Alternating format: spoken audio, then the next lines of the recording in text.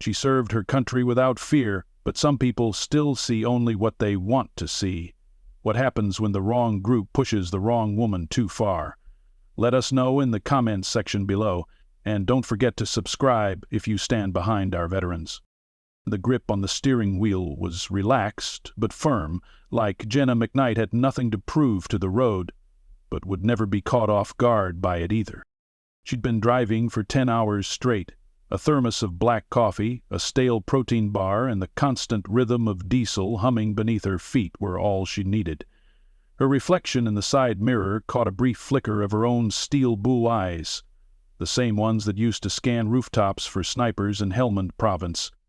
These days they tracked traffic patterns and watched out for unpredictable drivers. But the war never truly left. It just The passenger's seat, Ranger's ears twitched at the sound of her voice.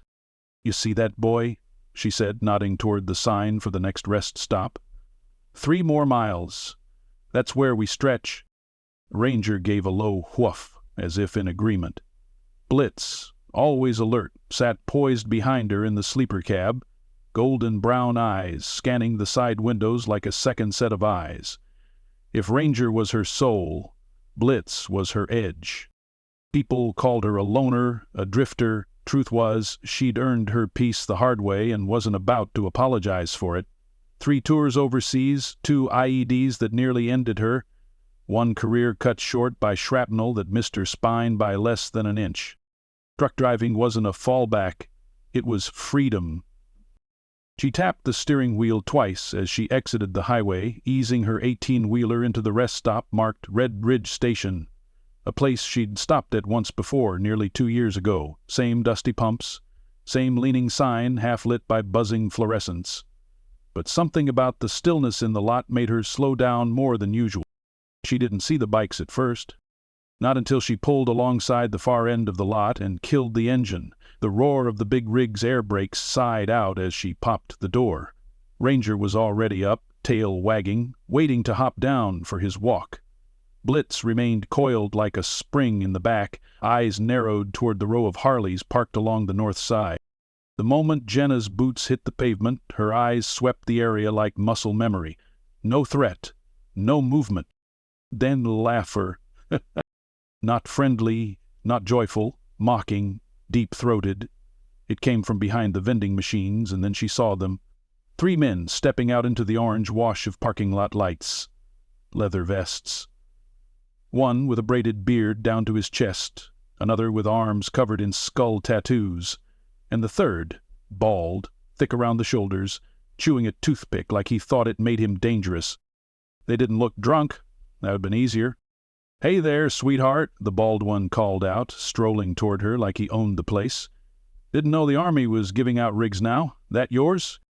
Jenna didn't answer. She didn't flinch, didn't even blink. She bent down, clipped Ranger's leash to his vest, and stood slowly. One of the other 2 let out a low whistle. "Well, hell, ain't she serious? Look at that. Combat boots and a leash. What you got in there, soldier? A pursed dog?" Ranger's head lifted, ears high, body motionless. Not a bark, just presence. "German Shepherd," Jenna said finally, her voice even and low. "Trained military, like me." "Oh, I love a woman who barks orders," the bearded one said, walking a little too close. "I'd bet you keep that truck as tight as those jeans, huh?" Blitz let out one sharp bark from the cab. The sound echoed across the lot like a warning shot. The third man, 2 arms, stopped walking. Jenna's eyes moved between them, her stance casual but centered. She didn't want trouble, didn't need to make a scene, but she also knew these types didn't back off until you gave them a reason. "You boys done?" she asked calmly, leash in one hand, the other near the pocket where she kept the key fob for her truck's security alarm. "You got a mouth on you," the bald one said, stepping even closer, just enough for Jenna to smell the tobacco on his breath. "I like that. Tell you what, why don't you let me buy you a soda from that machine and you tell me all about life in the sandbox?" "I'm good," she said, stepping slightly to the side, putting her body between him and Ranger. Blitz barked again, louder this time. From behind, the truck's interior light clicked on. His silhouette filled the passenger side window, eyes glowing like coals. "You train both of 'em?" Tattoo Arms asked, his voice quieter now. "You know, like for real?" Jenna nodded once. "They know what threat posture means. Want a demonstration?" Beard chuckled, but it lacked conviction. Baldy, though, he puffed up. "Lady, you think you're tough 'cause you bark orders and drive a rig." He leaned in, the tip of his boot nearly touching hers. "You're out here alone, just you and a couple dogs. That don't scare me." Jenna smiled. Small, cold. "I'm not the one you should be scared of." She reached into her pocket and tapped the fob. A second later, Blitz launched from the cab window. He hit the pavement like a missile, landing beside Jenna without a sound. Not a bark, not a growl, just perfect, trained stillness. Muscles coiled like a live wire. Ranger's tail stopped wagging. His stance shifted. All three men stepped back instinctively. "Command hold," Jenna said softly. Both dogs stayed rooted to her side, eyes locked on the men. "You have exactly 3 seconds," she added, her voice never rising, "to turn around and walk the other way. 1. Baldy raised his hands and backed up a step. 2. Beard grabbed Tattoo Arms by the shoulder. 3. They moved. The sound of boots scuffing on asphalt was the only sound as the three disappeared around the vending machines, muttering curses under their breath.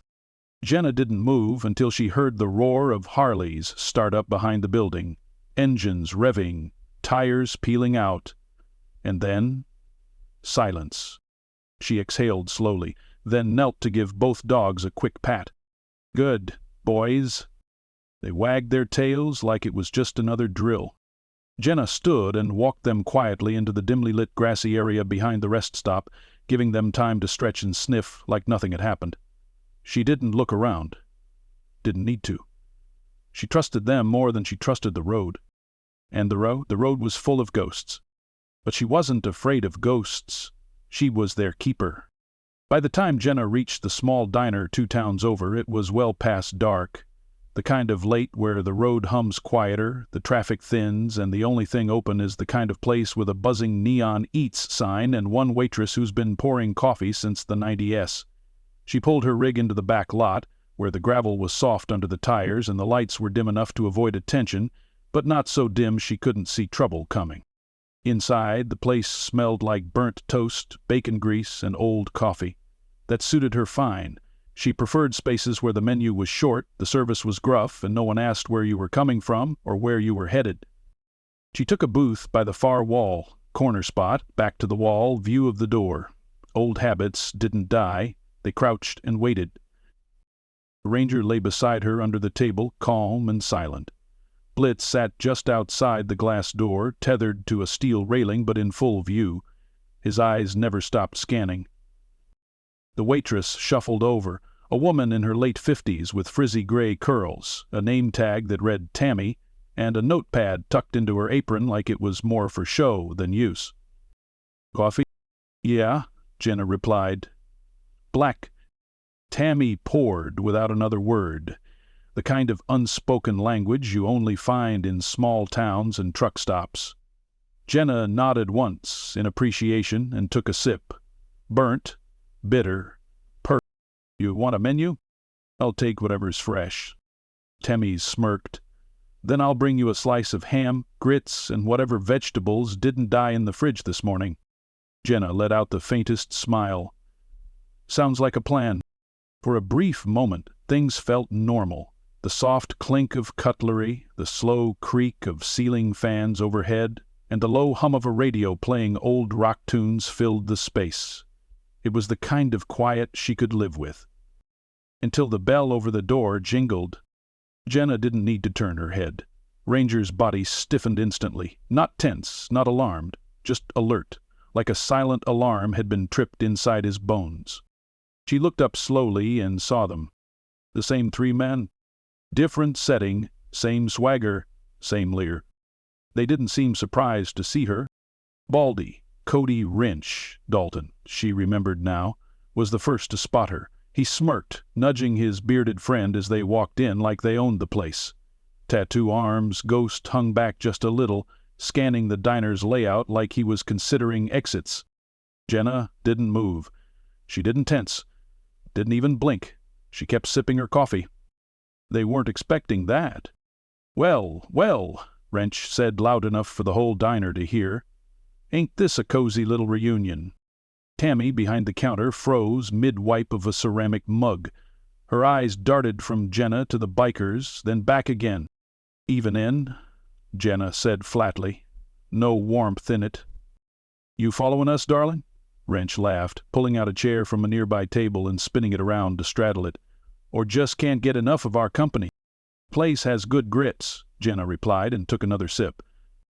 The bearded one, Brenda Knox, known as Burnout in the bikers circuit, leaned against the jukebox like she was posing for a bad country album. "Bet her mutts aren't welcome in here, health code or whatever. Or maybe they get special privileges if their owner's got a few scars and a sob story." Ranger shifted, just slightly, enough that his weight pressed against Jenna's boot under the table. She felt it like a whisper. "I'm here. I see them." "Your problem with me," Jenna said slowly, "you go ahead and deal with it. But don't bring my dogs into it. That's a mistake you don't want to make." "Sounds like a threat," Ghost said, his voice lower now. "It's a promise," she said, finally meeting his eyes. The tension in the room stretched taut, like a live wire held in uncertain hands. Tammy hadn't moved an inch behind the counter. The only other customer, a wiry man in a denim vest, had already slipped out the side door without paying. Burnout pushed off from the jukebox and strolled toward Jenna's booth, the steel buckles on her boots clinking with every step. She stopped just short of the table, peering down with a smirk.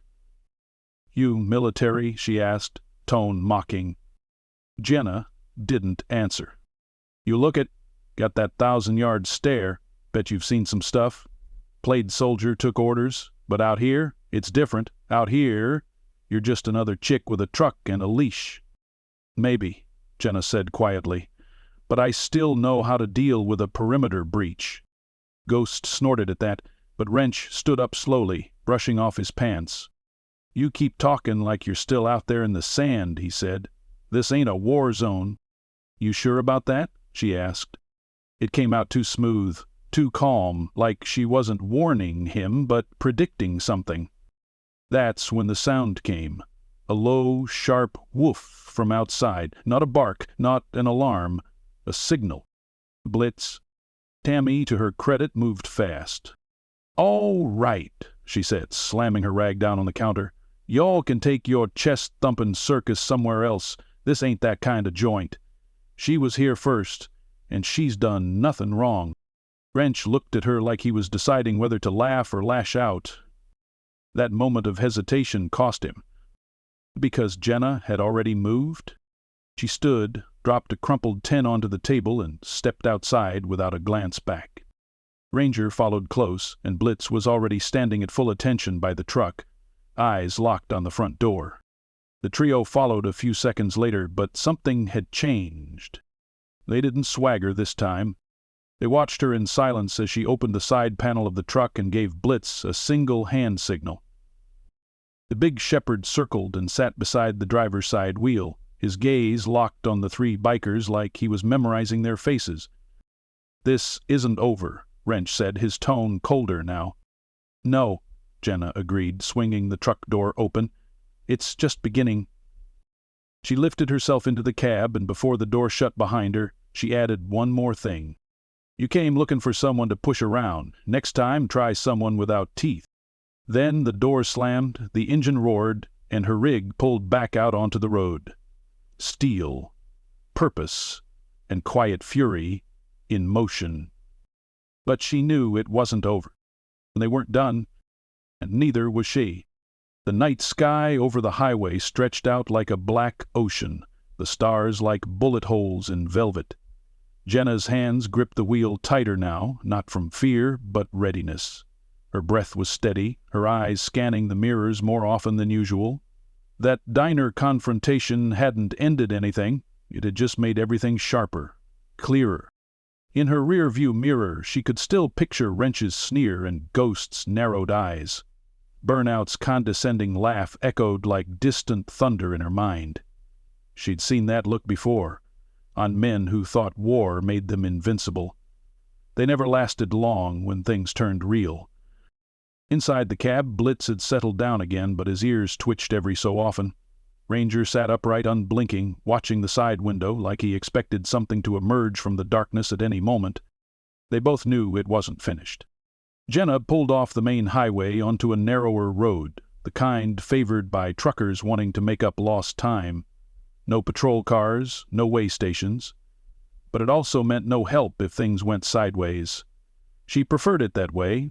She wasn't looking for rescue. She was making a stand.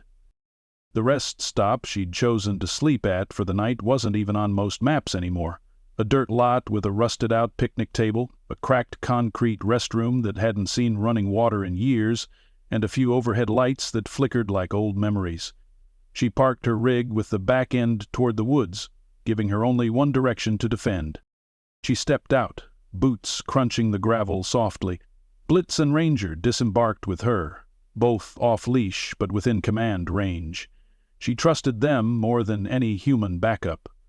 She'd bled with them, watched them corner threats no man could reason with. They were more than dogs. They were soldiers. Jenna gave the signal, and both K9s spread out, circling the truck in opposite directions, a routine sweep. Blitz sniffed along the wheel wells while Ranger trotted toward the tree line.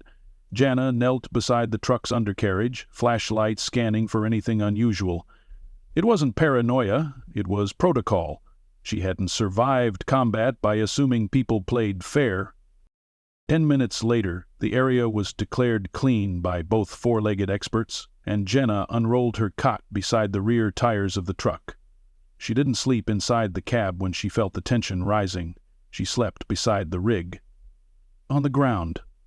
Just like she had with convoy supply units in Kandahar. Out here, distance wasn't security.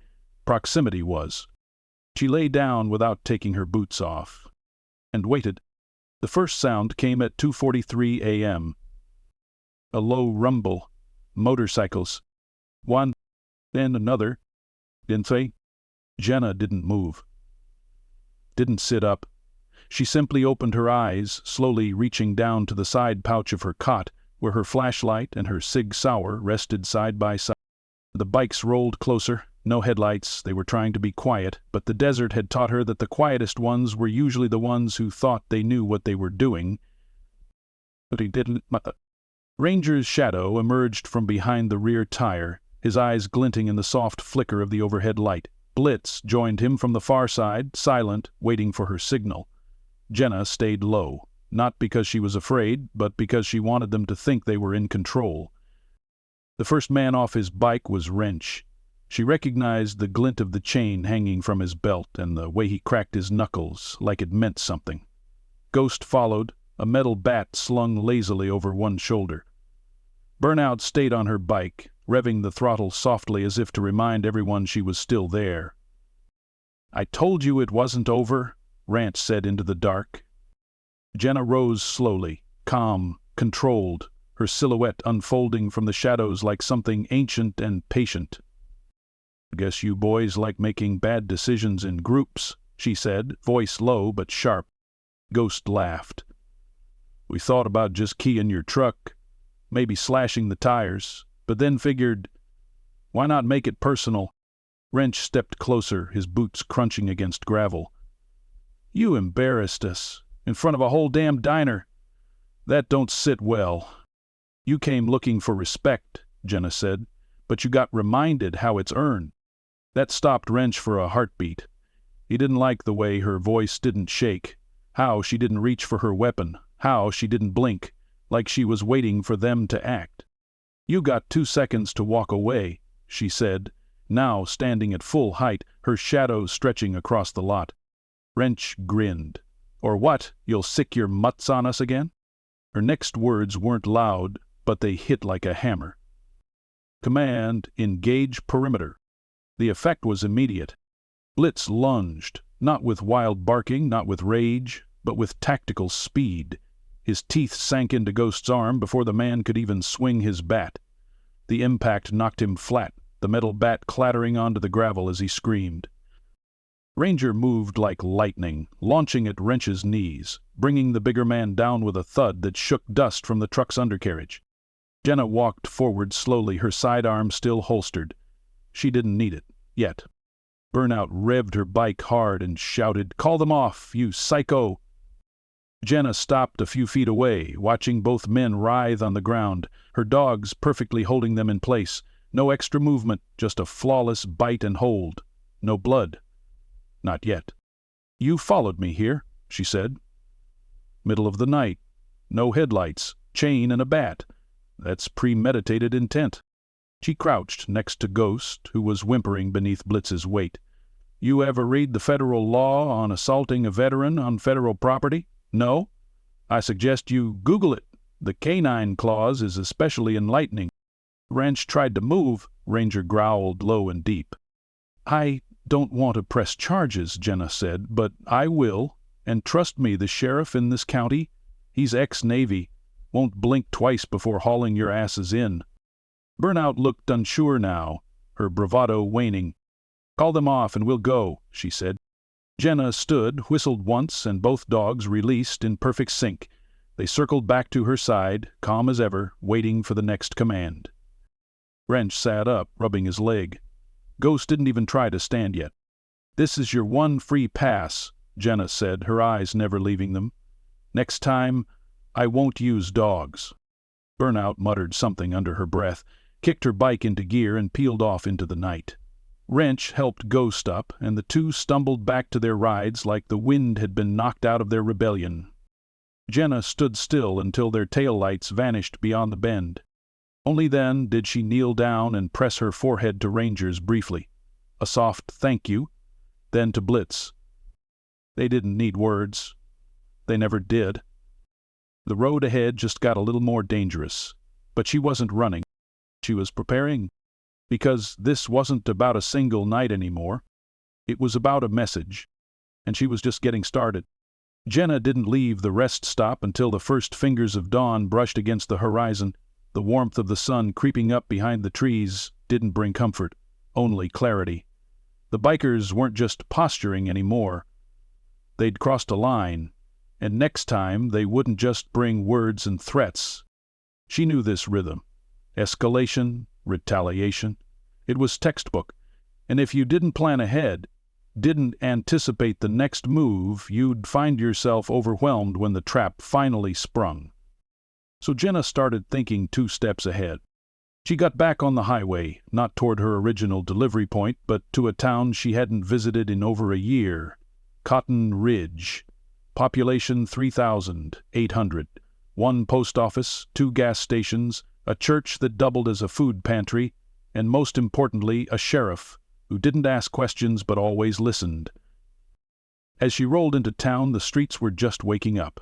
Farmers hauling feed, school buses hissing at intersections, and the slow rhythm of a small place that still waved to strangers.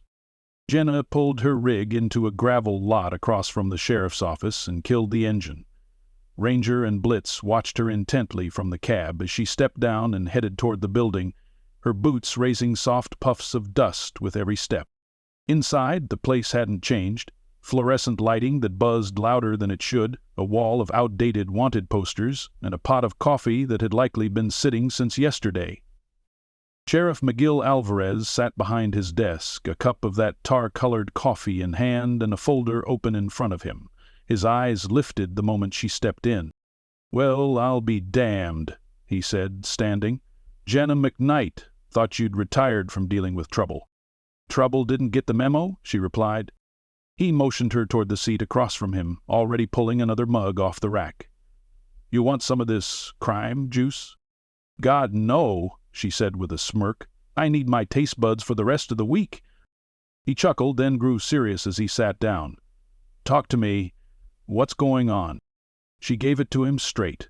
From the first run-in at Red Ridge Station to the escalation at the diner and finally the ambush at the rest stop. She didn't embellish, didn't dramatize. Just the facts, like she'd been trained to do. Alvarez listened with the expression of a man who'd seen enough to know what came next. Steel Fangs MC, he said after she finished. They've been sniffing around this region the last 6 months. Mostly petty stuff, intimidation, low-level extortion. We haven't had a direct charge stick yet. They don't stay in one town long enough. They'll be back, Jenna said. I humiliated them. They lost face in front of each other. That doesn't go unanswered. Alvarez nodded slowly. You want protection? No, she said immediately. I want time. I need 2 days. He raised an eyebrow. To do what? Set a trap and close it. Alvarez leaned back in his chair, arms crossed. You sure you're not looking to start a war? I'm looking to end one, she said. Quick, clean, legal, if possible. He studied her face a moment longer, then finally nodded. There's an old gravel depot south of town, he said. Abandoned lot, used to be a holding station for salt and sand during winters. No cameras, no active leases. You could park your rig there, make it look like you're hiding. If they're watching, and I'm betting they are, they'll think you're laying low. Jenna's mind began to spin. Terrain, line of sight, wind direction, cover points, retreat paths. It was like breathing. I'll need your guys to hang back until I give the signal, she said. Can't have them spook too early. You got it, Alvarez said. You give me time and coordinates, I'll have 2 units staged and ready. She stood to leave, but paused at the door.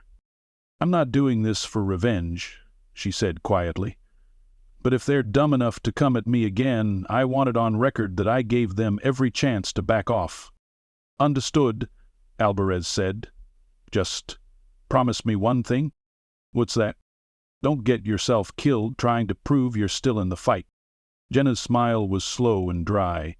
I'm not still in the fight, Sheriff. I am the fight. She walked out with the certainty of someone who had no use for luck. By noon, the trap was nearly ready. She parked her rig at the gravel depot exactly how Alvarez described. She tilted the cab slightly, made it look like she'd pulled in too fast, and skidded out. Left one of the back doors half cracked, left a smear of red grease near the handle, just enough to suggest a struggle or injury. The illusion of vulnerability was a stronger bait than a threat. Then she set the rest. Motion-critted floodlights hidden under the side rails of the truck. A set of portable tire spikes she'd bought from a military surplus auction laid out under the loose gravel near the entrance, and her K9s, each trained to respond not just to her voice but to specific keywords embedded in casual phrases. No obvious commands, just talk. That way, if she was under duress, they'd still react. By late afternoon, she and the dog sat in the back of the rig, sipping lukewarm coffee from her thermos and waiting. Her breathing was slow, measured. It always was before the storm. Blitz shifted, his nose twitching. Then Regaud growled. Jenna leaned forward, her ear tuned to the sound of engines. There it was.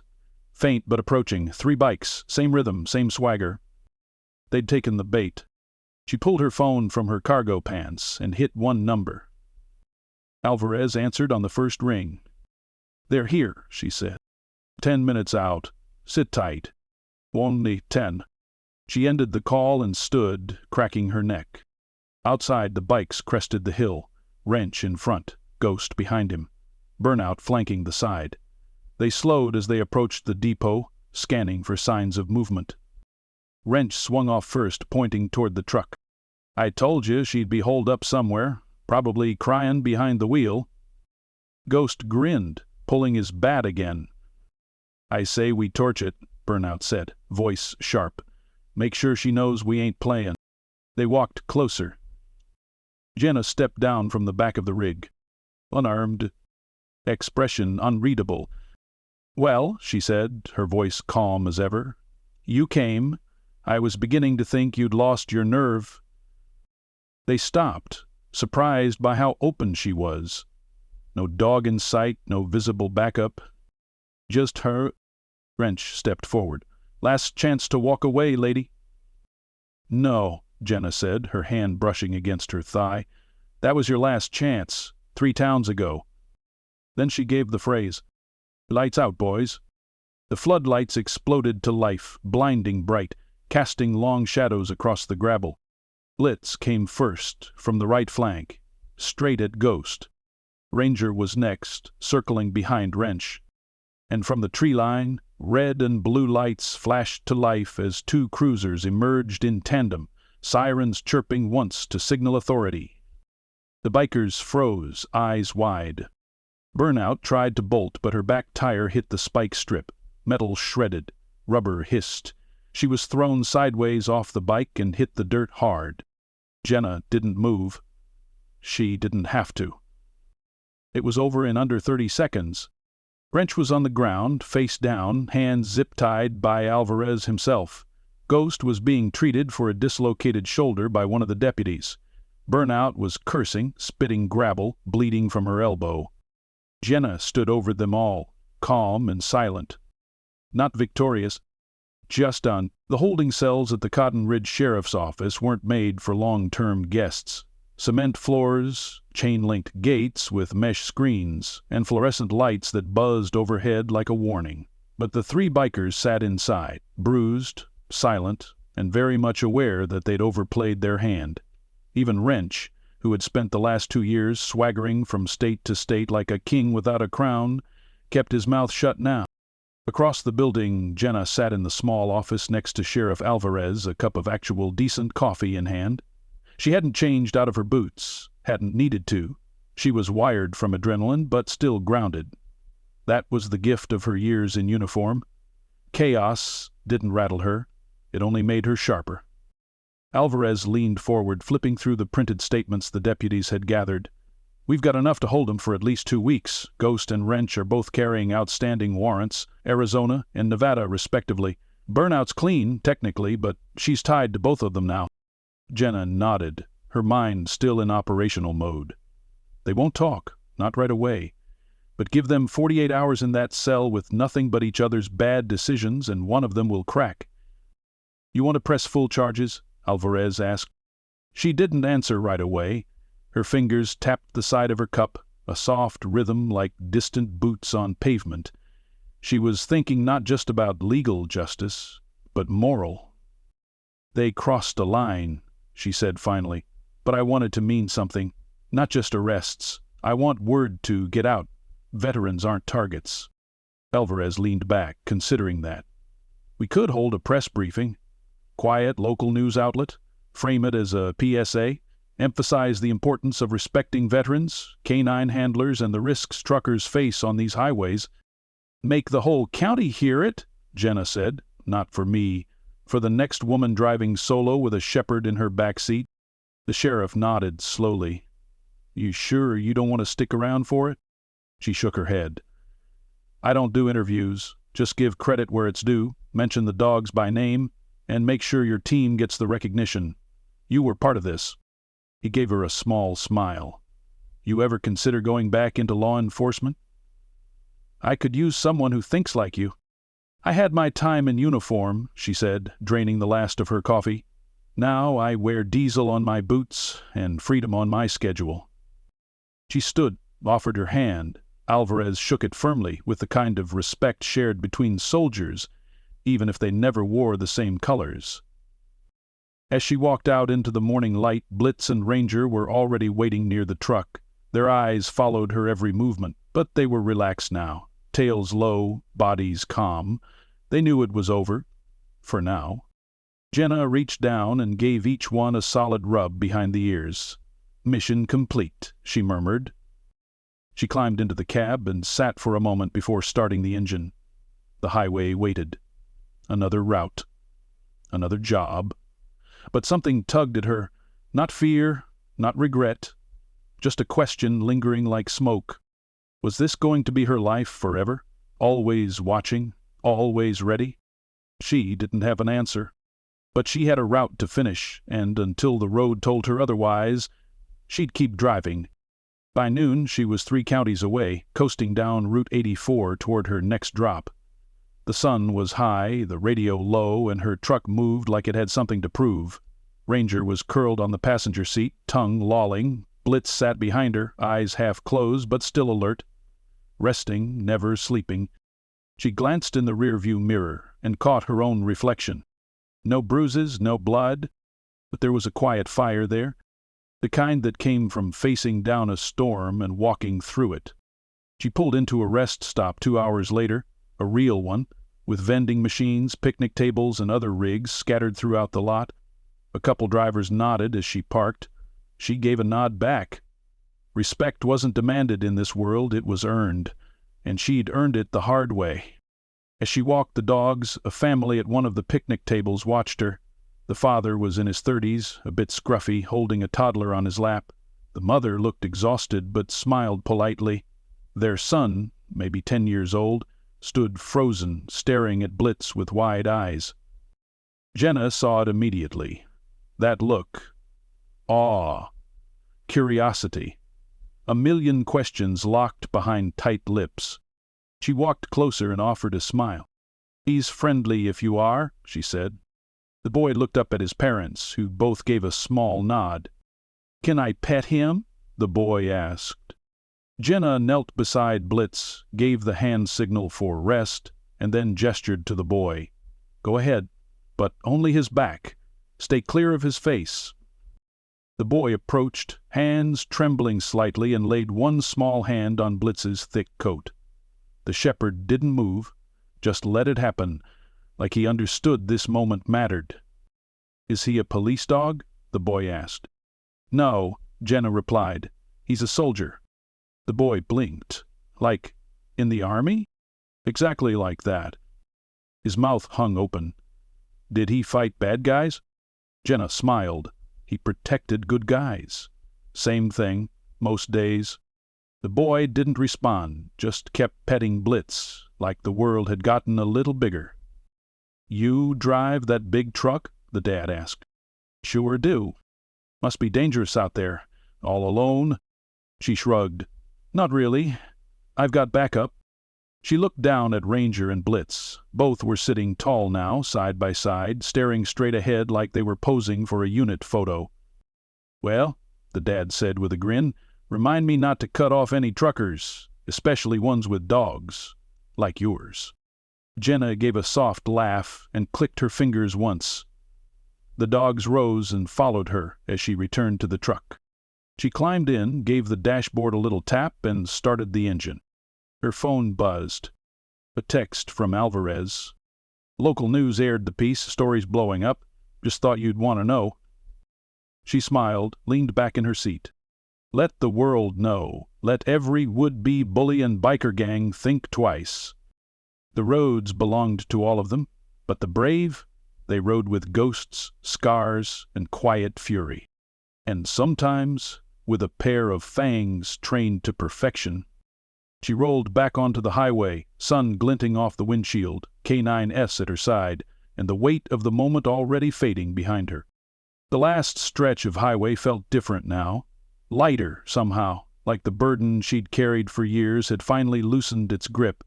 Jenna's eyes remained forward, fixed on the ribbon of road as it cut through pine woods and cotton fields, stretching endlessly ahead.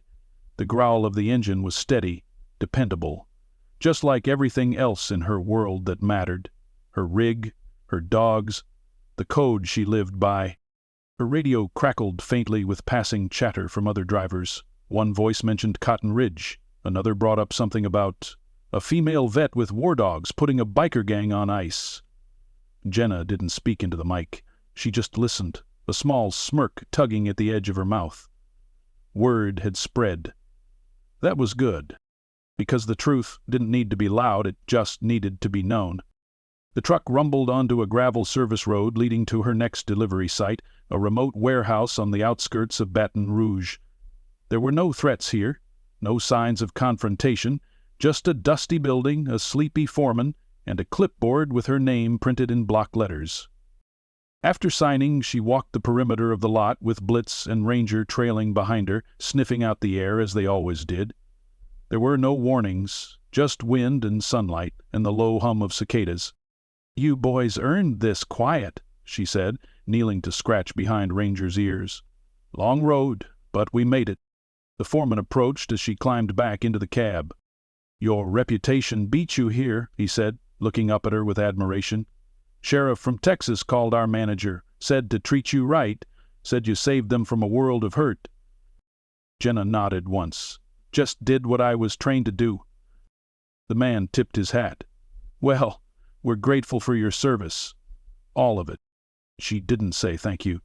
Words like that still stuck in her throat sometimes. Not because she wasn't grateful, but because so many never got to hear those same words when it mattered. She just nodded again, started the engine, and pulled out of the yard.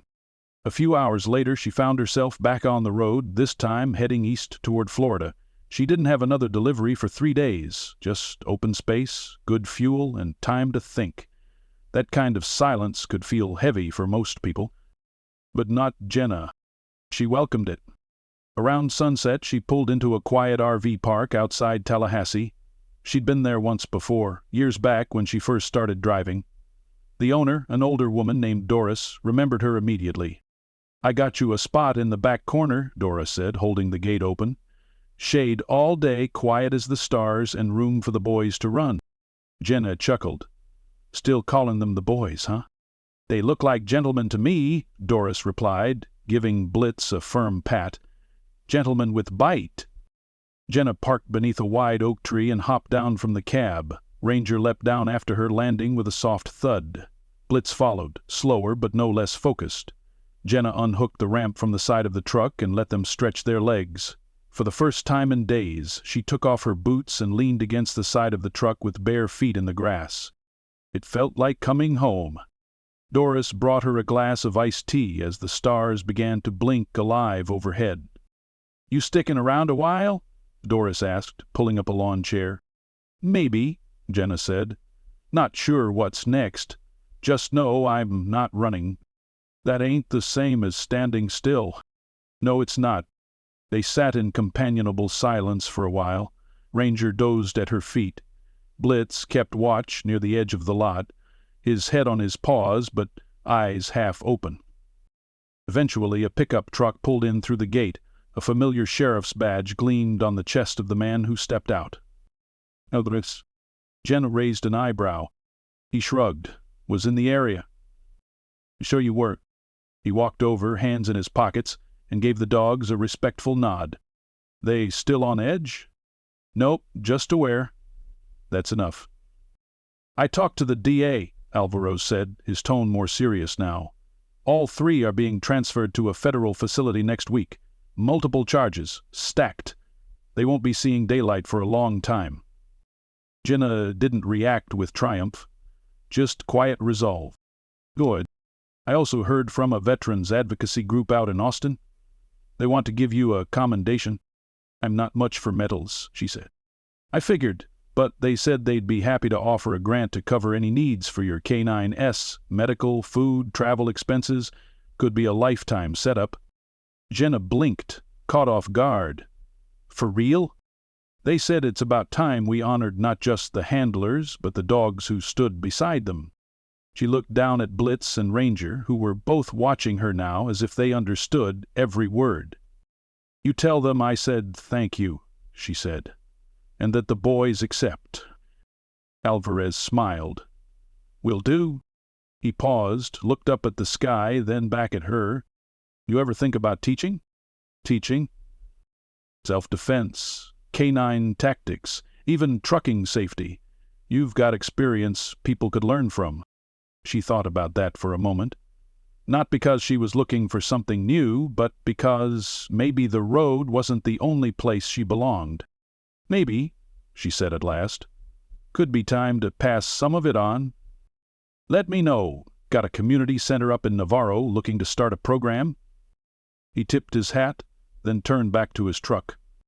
As his taillights disappeared, Jenna remained seated in the grass, her eyes locked on the moon rising above the treetops. A soft breeze stirred the leaves. Ranger nudged her hand. Blitz sighed deeply beside her.